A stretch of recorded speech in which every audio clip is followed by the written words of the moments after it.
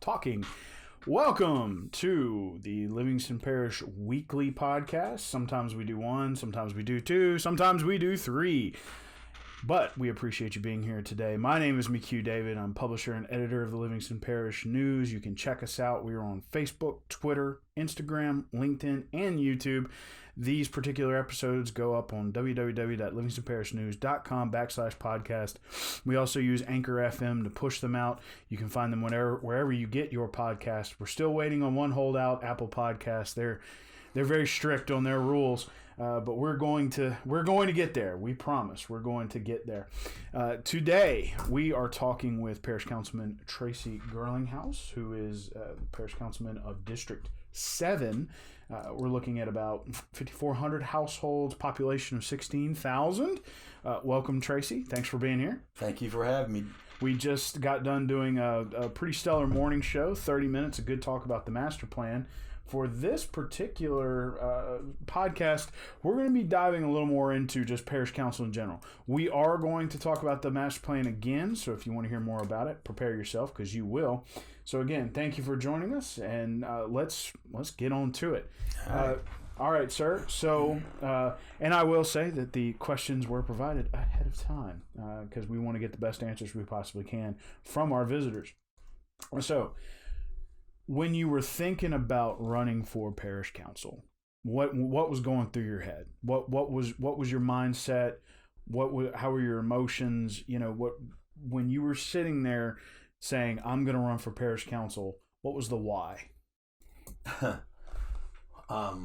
Well, I felt like that. You have to think back. It seems like in a lifetime ago, you think about the environment that was the previous parish council. This is very visceral between the parish council and the parish president. And I felt like that the argument became the issue and the issues weren't being addressed. At the time I was at the city of Walker, learning somewhat some of the ropes, learning how things are done and how government is performed. But and so I looked at my predecessor, who is, by the way, a friend of mine and an outstanding, community member. I mean, nothing negative to say about Mr. Goff. Was just a good man. He's probably donated more hours and time to his city in the form of fire, being on the fire department and volunteer fire department, and just in general, a good guy. So, but I felt like that his relationship with the parish president and the division between them two didn't allow for discussion to move forward. I mean, you can be angry with someone, you can agree to disagree, move on. I just felt like whether it was his fault or the parish president's fault or just the whole environment in general, I felt like there was no communication there. So I have known the parish president since about '94. He was an X-ray tech by trade, and I work on medical equipment, so I met him like that at a doctor's office in Baton Rouge. So I wouldn't say that we were besties or nothing like that, but we did work together. We did talk, and I felt like I would have a better chance of trying to mend that fence, Mm-hmm. And so at the urging of family members and certain other people in the community, I decided to just walk out there and see if I can make it happen, and we did. And yes, you did. Before we jump in the next question, grab that and pull it a little higher, a little closer to you, and you can pull it toward you. There you go. Yeah, there we go. Yeah. Ooh, yeah, we're picking you up like now. I'm in the studio now. Yeah, well, yeah. Should have been gone. We're going to do a duet at the end of this, I promise. It'll be Never-Ending Story. I don't know if you watch Stranger Things. Of course. So we'll jump into that. I'm an adult, and I probably should have gone to bed, and my Melanie and I didn't. We watched season 3. Okay, Steve, just great character development. Love Steve. Amazing. Anyway, so you were talking about your original sort of relationship with Leighton Ricks, parish president.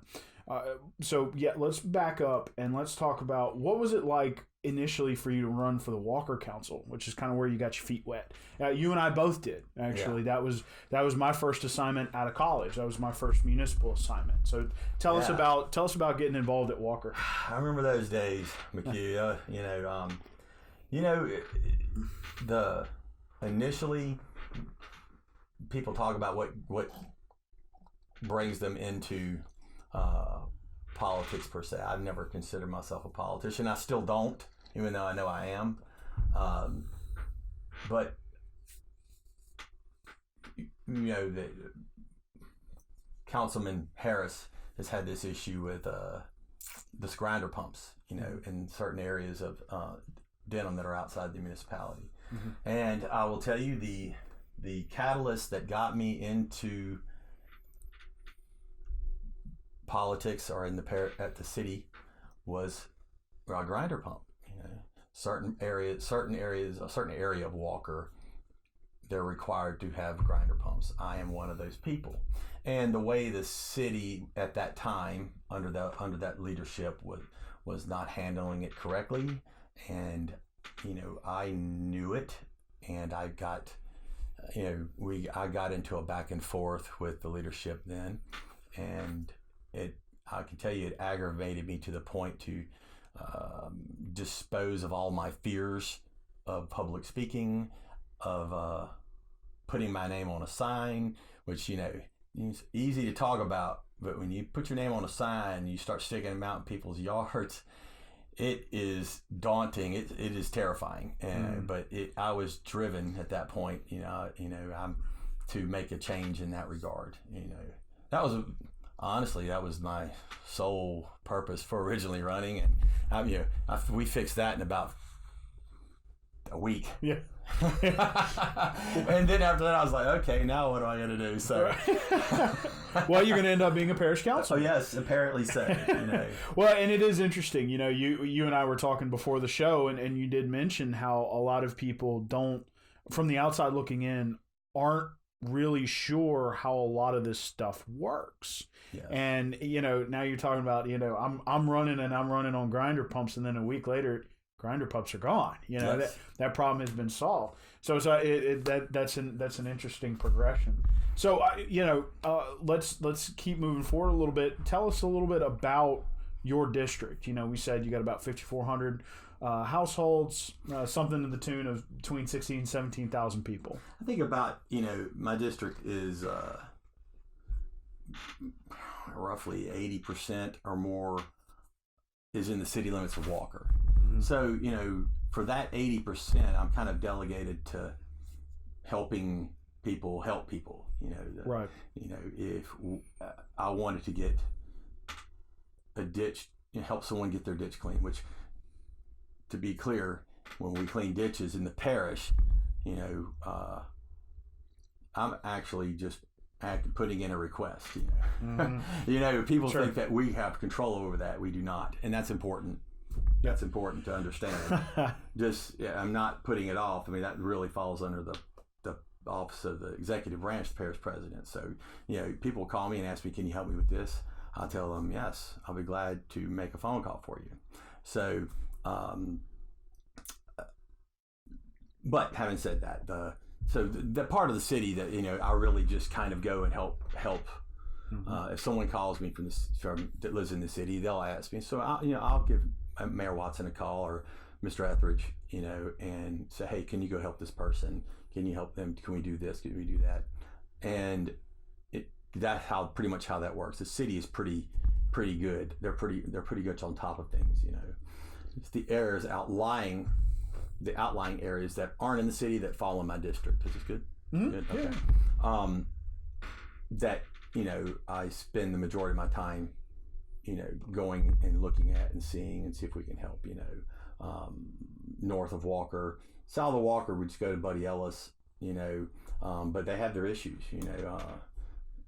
narrow roads, drainage, of course. I don't need anybody to remind anybody of that, and overdevelopment. So which leads into why the master plan will be most effective on. The master plan really doesn't directly affect the city of Walker or the municipalities, right? Because they are already zoned. Mm-hmm. Now it'll indirectly affect them, whenever it comes to drainage, development, how that lays out, that the master plan will help rectify. Right. In my mind. Right. So, the majority of my time is spent really kind of outside the city, always willing to help the city in any way I can, and do. They come to me occasionally on certain things. We get together on certain things, and we discuss things. How I will look at something they want to do that kind of involves the parish, and I just figure out a way to help them if I could. If it's me make a phone call for a vote on something a certain way, I let them give me the information, or we'll pass the information back and forth so we can all make an educated decision on how we want to go forward. At the end of the day, we all want to help the city. We all, everybody there, and I've known Mr. Jimmy since me and his oldest daughter graduated together. Me and his son played football together. I was little to nothing when I knew Mr. Jimmy. I know he's definitely got a heart for the community, and he's definitely making it happen. So, and that would be Jimmy Watson. Yes. Mayor Watson, I'm sorry, Mr. Jimmy. That's all right. And you did mention something which is fascinating. A lot of people, were frustrated by the state of Buddy Ellis, but you brought that up because there's actually 3 of you that each have a different piece. Yes. of Buddy Ellis. And so I do believe that's why y'all eventually punted that one to the state, which is coming up here in August. Buddy Ellis, Forest Delat, and Dunn mm-hmm. are all set to be done at the same time. Nice. Yeah. They're getting done. They're getting done. Sometimes the mindset of how they do things. People look at let's say the roundabouts in Walker. Why didn't you do the overpass first? Why didn't the overpass first and did that? But and that makes sense if you look at it strictly from which one should you do first. Right. But the money was set aside to do the roundabouts, and you had to grab that. You had to grab that improvement money at that point or lose it. Yeah. And they were more or less forcing it down our throats. So we get it done, but we're gonna get the overpass widened too. Yeah. It's coming. It is coming. It's coming. So so we talked about the city limits of Walker, mm-hmm. right? And John Wascom, who's District 4, has a similar setup. There's a mm-hmm. lot of Denham, and then there's a little bit outside of it. You, however, you share parts of Walker with Jeff Ard, correct? Very little piece. Very little. I think he has the part that's where Martin Brower sits. The industrial park? Yes. Okay. Just that part. Okay. And then I have the rest. So, okay. Now, but you still, if you look at a map, and I'm throwing my pen, I'm just going to leave it on the ground. I'll probably throw it again. If you look at a map, there's the city limits of Walker, and then you have a wide stretch north of there. Yes. Where a lot of subdivisions are being placed on a lot of these roads up there. Talk to us about. I know that, for instance, double entrances to subdivisions has come up, especially in your district.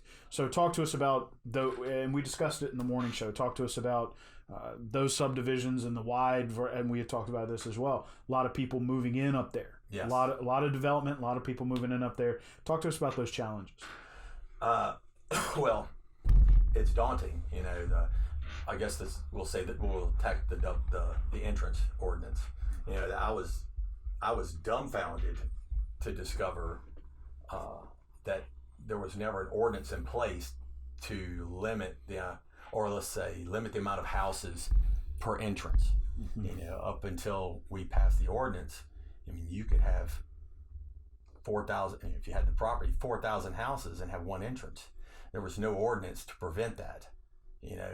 Not that there's a 4,000 house community, but there are certainly some 1,200 house communities, I think, that have one entrance, or maybe have a couple, but they could just put one entrance. Mm-hmm. That's a problem for emergency purposes. Mm-hmm. It's you have to get a fire truck in there. You have to get emergency vehicles in, depending where you are. There's no interconnectivity. it's just a bad idea all the way around. You have an accident at the front of this entrance, and then you got all these houses with no way to get in or out, and it's just bad planning. I can't believe I cannot believe it went on that long. Mm-hmm. So we decided to get in line more with the recommendations of the some federal guidelines as it relates to the fire marshal and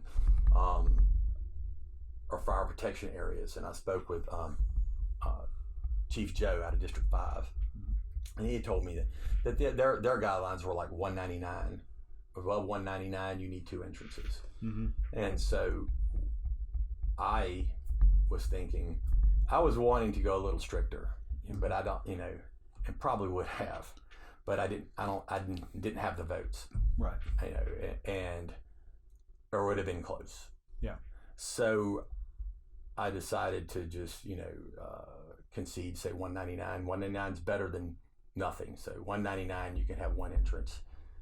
2 at 200. At 200 up, you got to have 2, and I think it's 3 at 299. I think. Mm-hmm. I think if I remember correctly. So you had to have 3 entrances above that, or 399 maybe.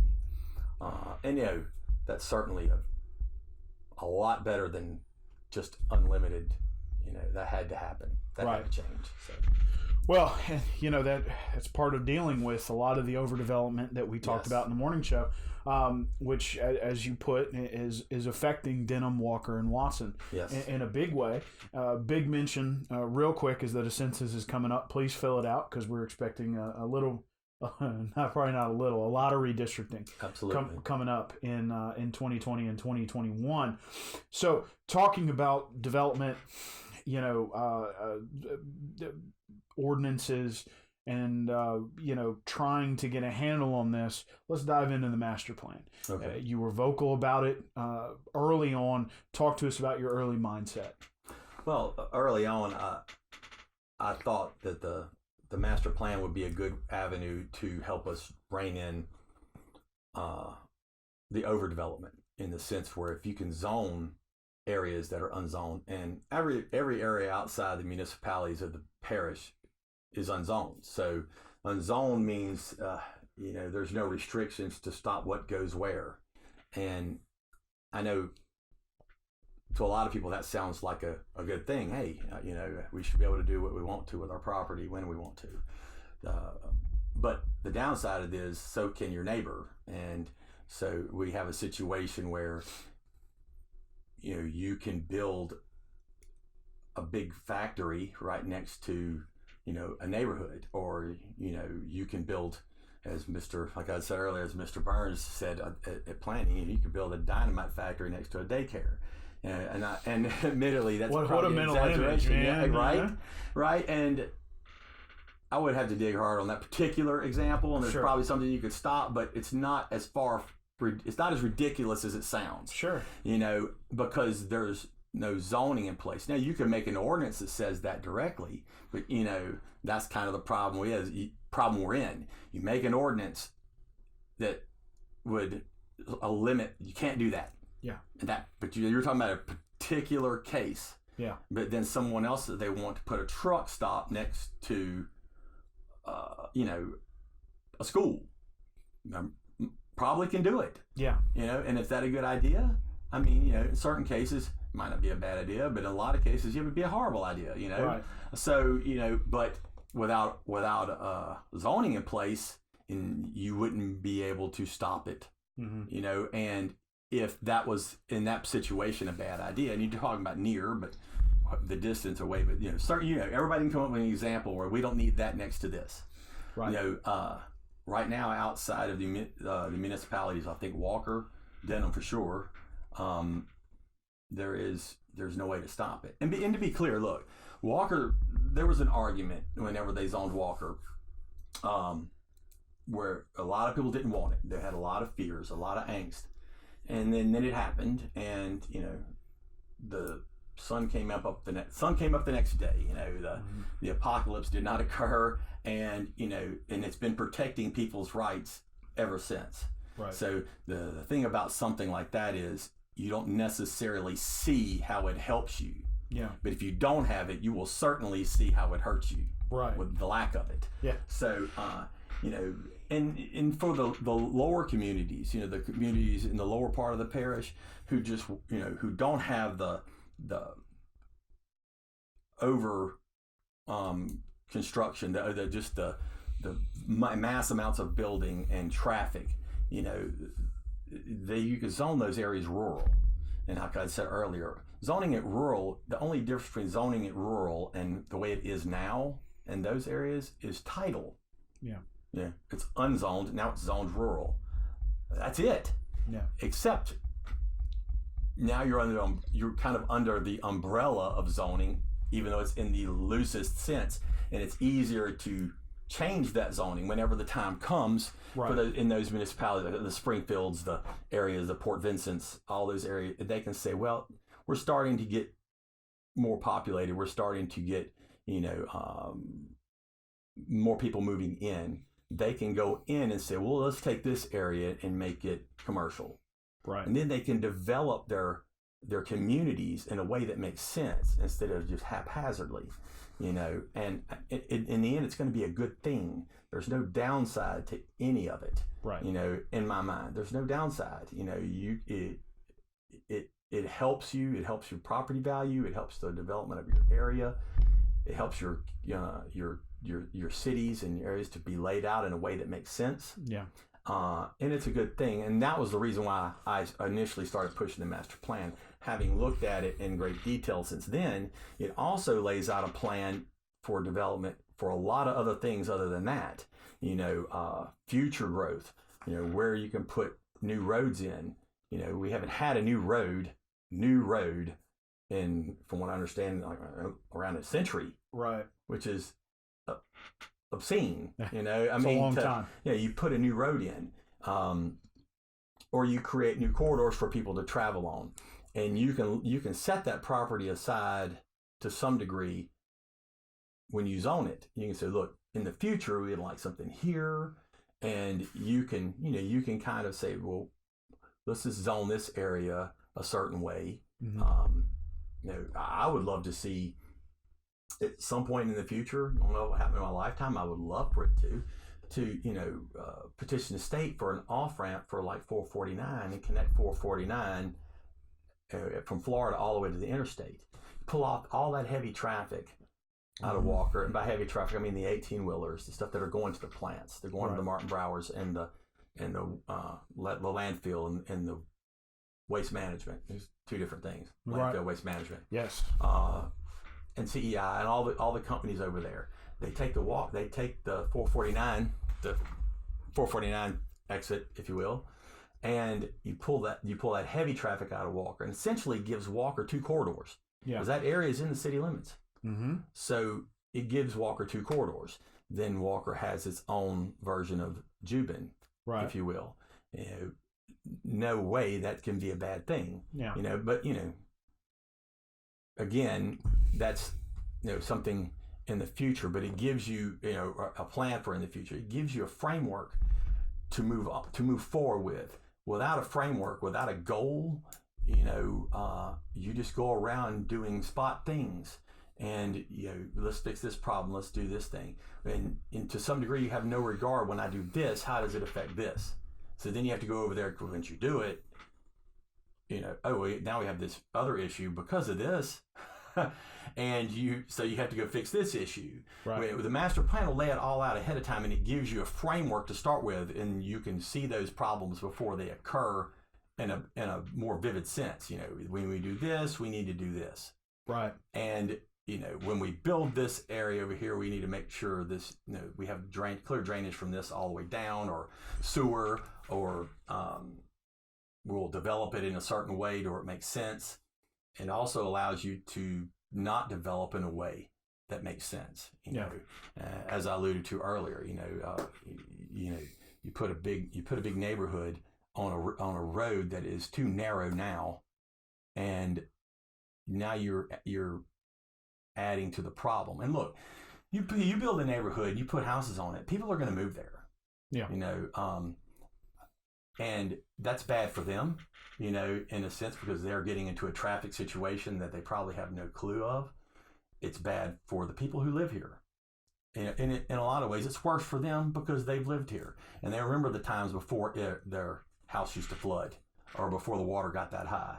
You know, but you know, the development itself is part of the problem, and the lack of doing it correctly from the get-go is part of the problem. It's the problem. You know, I want to end that.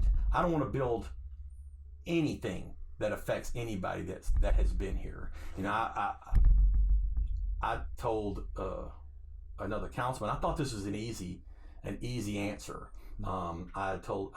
We were in a debate about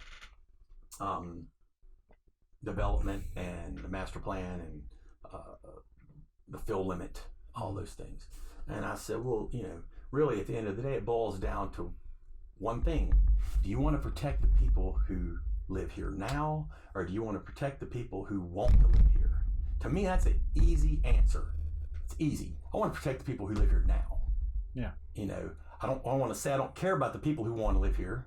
Right. You know, but I care a lot less about what their needs and their wants than the people who already live here and have lived here and have been living here for years and years and years and generations, or even the people who just moved here. You know, I have to protect their interests too, and the best interest is to not jam a huge neighborhood next to them where it creates overpopulated roads, you know, heavy traffic. It burdens the sewer system. It burdens the drainage system.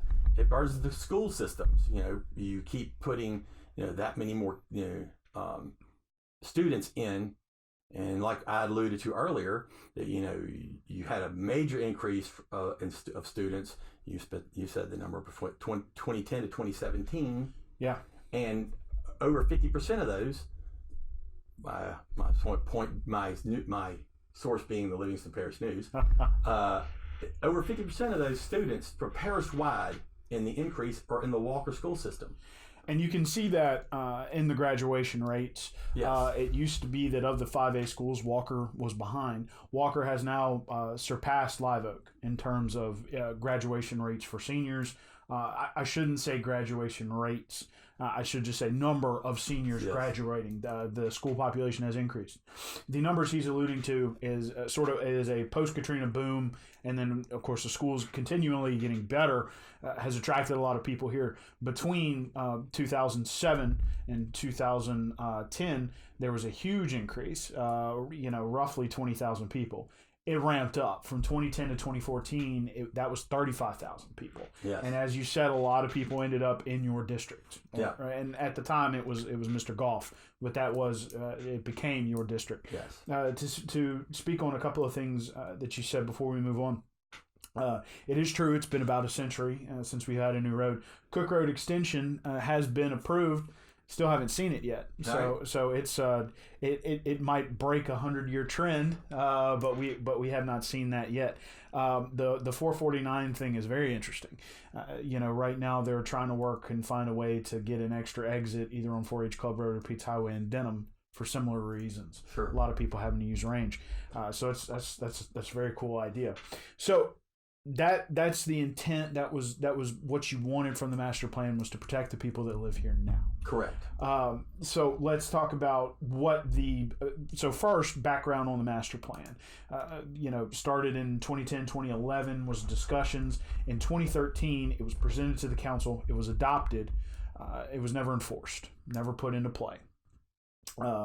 There are currently the estimate to update that record, because it's not, as you said, and as the current committee has said, which is of 9 people, and we'll talk about that in a second, it's not good enough. It's just not enough. It'll cost about $225,000 to update it. So let's talk about first those 9 people, because we're going to get to the money in a bit, because we'll weave it into the fact that you're the chairman of the finance committee. So let's talk about. It's a 9-person committee that y'all formed. You said on the morning show that y'all gave up 2 seats. You won, and Mr. Talbert from District 2, which is Watson, gave up his seat as well. So one person kind of, as you said, it was Mr. Burns, who was the chairman, kind of for the parish president and for planning and zoning. So I'm gonna let you take it. Oh well, we wanted to give everybody a form of input onto the master plan. The branches of government. So clearly you need to give every councilman a say, or at least if they want to, because they're the ones who are going to be voting on it, whether it goes through or whether it doesn't. And 2 councilmen did elect to represent themselves. That'd be John Wascom and Jeff Ard. That's correct.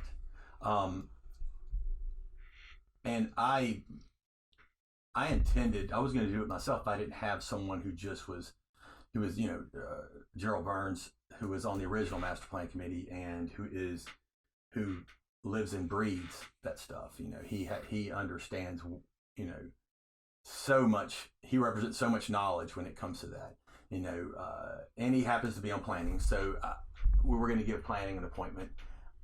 I opted to not take a personal appointment because he would have been my pick anyway. And so we just, myself and planning share an appointment. Technically, I guess he's their appointment, and I didn't take one, but he would have been the one that I would have picked to be on that committee if I would have had just a clear open shot. Mr. Talbert, in order to keep the numbers down to something manageable, you get 10 people. 10 people is not a committee. 11 people could be. But the more numbers you have, the more problems you run into getting enough people there to have a quorum, which is a problem. So I think that in order to let everybody be equally represented, so we gave the parish president an appointment, and we gave planning an appointment. I essentially didn't take one, except that, and Mr. Talbert said, it's fine. We'll overall, because at the end the council can change or see something we don't like if we agree, by majority. If we want to change something by their recommendation, that we can change and still adopt it.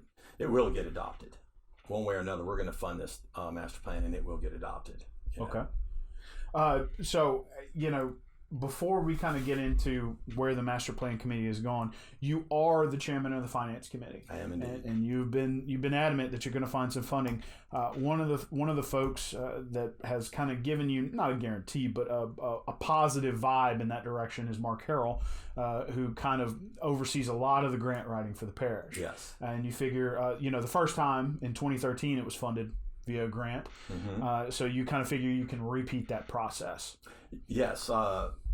Mark Harrell has told me, he hasn't guaranteed it, but he's given me very strong indications that he can get the money. He can get the money to fund the difference. A lot of the master plan, the original, that information we can still use, which, eats up a big chunk of what it would cost if we were starting from scratch. Right. And to be clear, I wanted to say, like I said earlier on the morning show, the master plan as it stood was inadequate. Mm-hmm. I mean, a lot of things have changed since that was put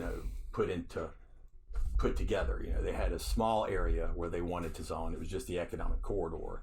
That does very little to alleviate the issues at hand. And it didn't take into account the airport, which will come and which will be a good thing for the parish. That wasn't even included. That was just, and there's several other things, but a lot of things it just didn't look at and account for. I believe that we need, to zone the entirety of the parish, because then it kind of gives you a more authority going forward. And like I said, you can zone it rural, and that's basically do what you want to do. You're rural, right? But at the end of the day, we're going to get the money. We're going to make sure it happens. Because it has to. That right there is the foundation of everything going forward. Of every problem with the parish. Will we solve them all?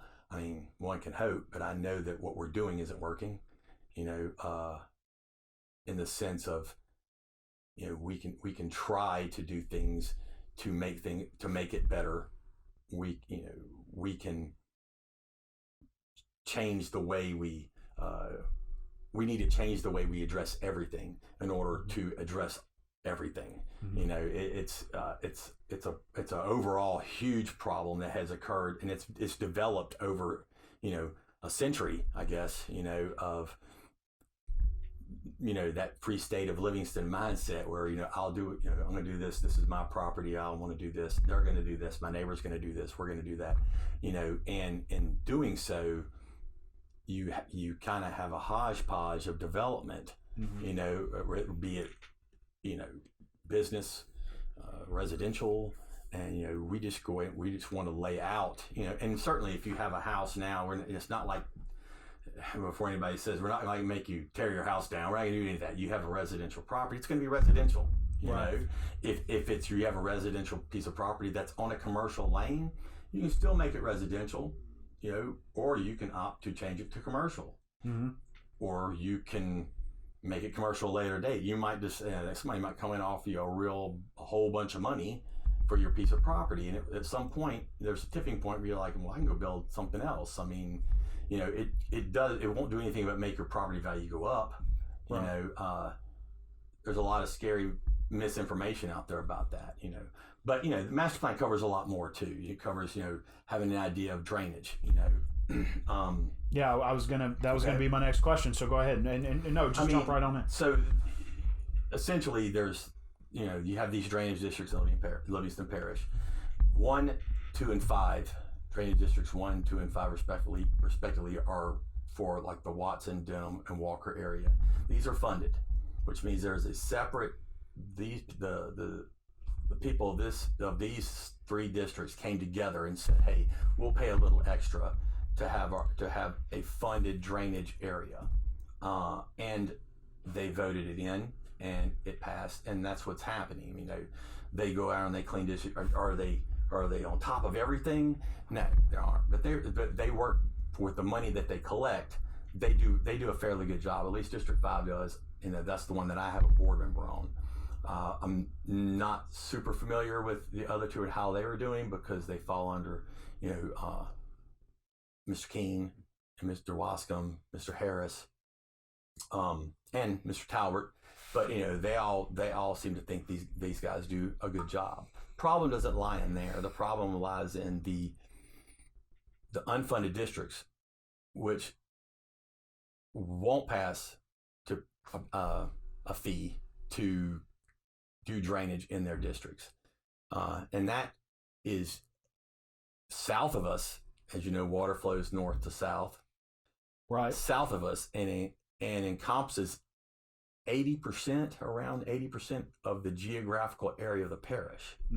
Now, you and I both know that, you know, your drainage in your district is only as good as the neighbor downstream of you. So, you know, we have a situation where, you know, if we clean our ditches fairly well, pretty good, it gets downstream, and then it hits areas that aren't clean. And what does get cleaned down there comes out of the general fund of the parish, because the drainage districts down there are unfunded. Right. So in reality, and this is the reality, you have a situation where people who live in the funded districts, you know, 1, 2, and 5, you're paying twice. Right. You're paying for your district, your gravity district, and you're also paying from your taxes into the general fund, which is used to clean the districts lower. We have to come up with a system, some form of unified system, to where everybody pays the same. Everybody pays their fair share. We clean those districts out. The water goes from top to bottom, and we're all better off for it. You know, so we have to come up with a way. It's going to be complicated, because, you know, these districts are set up with millages. In most cases, in a millage and like a half-cent sales tax, I think, and others, and it's hard to just eliminate those, you know. So we had to find out a system to where I think we all should pay the same, and the work should be done in a way that makes sense, you know, because legally you can't take money out of one district to do another, you know, nor should you. Right. I'm just saying, nor should you, but at the same time, I mean, my ditch can be super clean, super deep, super wide, but if it hits hits mud or a ditch that's hasn't been cleaned out downstream, mine's just going to be a super clean, super deep, super wide lake. Yeah, and it's painful. It's painful to see and to see the process and to know that there are solutions that can happen. Yeah. We have to have people in office who have the courage to make them happen. Absolutely. And we talked about it on the morning show earlier, and you talk about your neighbor. There was a lot of people, especially on social leading up to Barry, sending their grandkids out there to clean the ditch or picking up trash and stuff. So that was good to see, but it's true. If your water can't flow south and it hits something, then you're just as messed up as that person who's underneath you. Yes. So it's a tough scenario. The other thing, that's part of a stormwater drainage piece of the master plan puzzle. The other one is, as you mentioned earlier, the economic development corridor, which I think is part of this whole initial push by the master plan committee, along with trying to get Mark Harrell. So all of those folks, that would be the LEDC president, David Bennett, president of the chamber, April Weirs, and then Mark, are all coming on April 4th. It seems like it's been sort of a slow start, and you talked about this on the morning show. And you use the word unacceptable. If you want to be that harsh, still you can. But tell us about how you feel about sort of the slow start, because you did mention that things like this do take time. They do take time, and I did use the word unacceptable, and that was in the sense of the meeting where they didn't have a quorum. Mm-hmm. I mean, that's unacceptable. Now, we're asking a lot of the people who want to be on, who volunteered to be on the master plan committee. Mm-hmm. But it's important. Yeah. It's extremely important, that these meetings happen. A lot of work goes into getting people there to speak. A lot of work goes into getting that information together, and to not have a meeting because you can't make a quorum is unacceptable. Yeah. It's just flat unacceptable. I know things happen. I know that. They had the last meeting, Mr. Harrell was going to be there. And as I alluded to earlier on the morning show, he had surgery. He was sick. He just wasn't up to being there, and certainly that's an excuse worth, having. I mean, he just wasn't there. I know he works himself. He was probably working harder than his doctor told him he could. I don't know that to be true, but I know if he's not there, then he had a good reason. Right. But they wound up having a meeting anyway, and I won't say it wasn't. It was still fruitful. It is, but overall, I'm like anyone else. I want things to happen at a faster pace. Right. But I know that ultimately, in order you can order these studies, you can order these. The studies have to be done.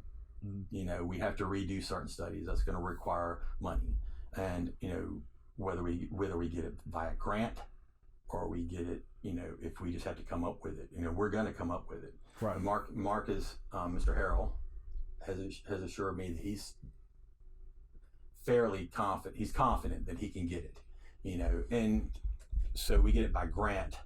That'll be good. We can get it. We can go out there. We can get the studies done. We can get something presented to the council that we can vote on, and we'll vote on it. Right. And I know with the council there now, I'm fairly confident we'll get it through. Mm-hmm. If I'm fortunate enough to return, for the next term, we'll see. But I'm still fairly confident we'll get it through. It's going to be a good thing. People see this. People are tired of doing things the same way. Doing it the same way doesn't fix things. Right. That's clear. It's not fixing. These problems aren't going to go away on their own. Yeah. We have to have the courage to make changes and to move forward into the 21st century, so to speak. And we will. Yeah. But the master plan will happen.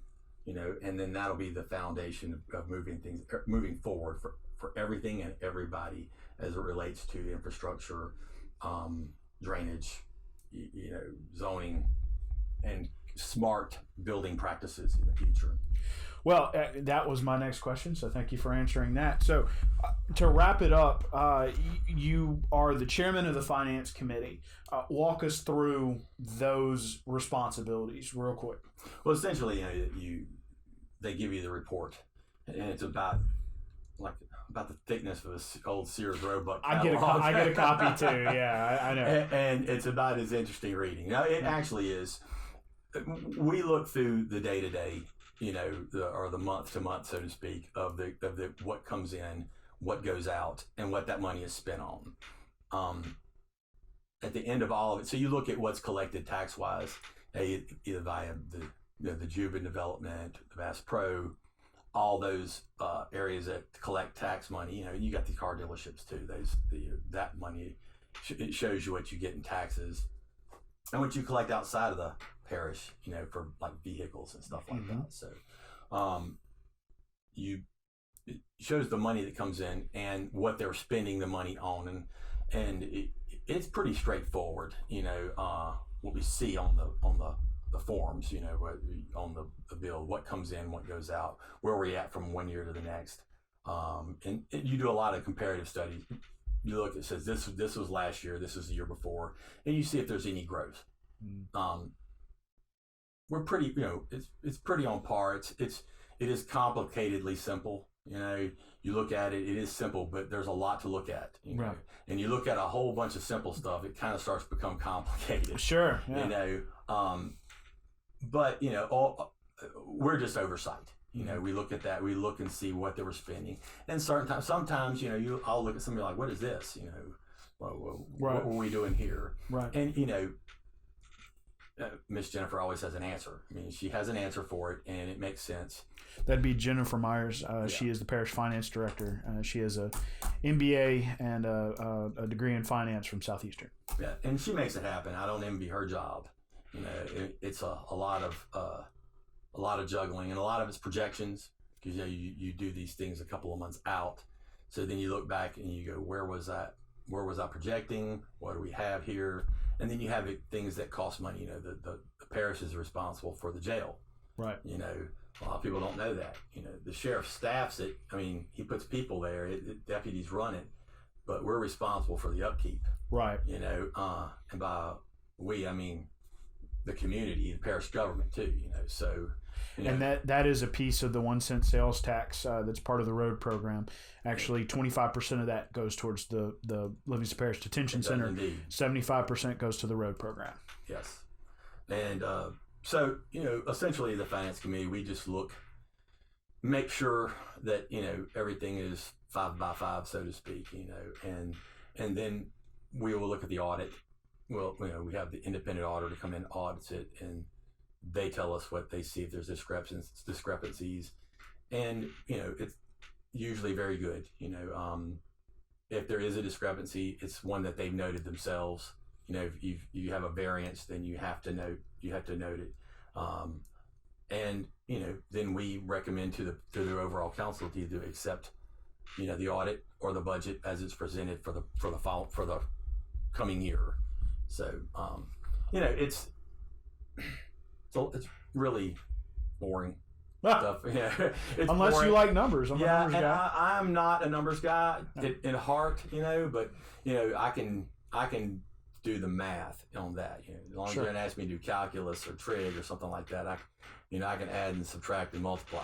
You're not going to find the limit on the no. Fair enough. And it is interesting. Currently, Denham and Walker not as bad as Denham, are behind in their sales tax collections. Parish is still doing well.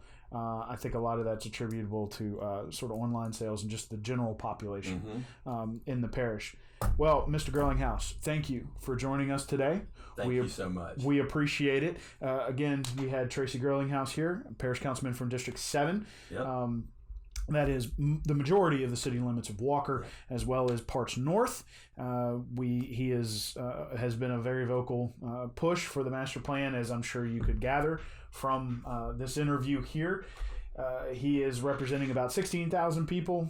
That's about 5,400 households. So thank you, sir. Thank you so much. Please answer your census.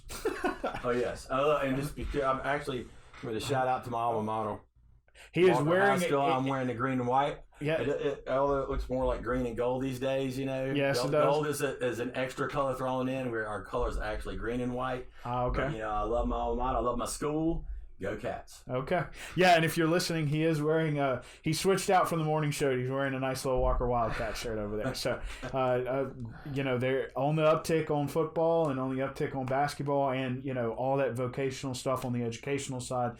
Growing school, and a lot of people, just to kind of bring this up real quick, a lot of people were asking us about the expansion at Walker High.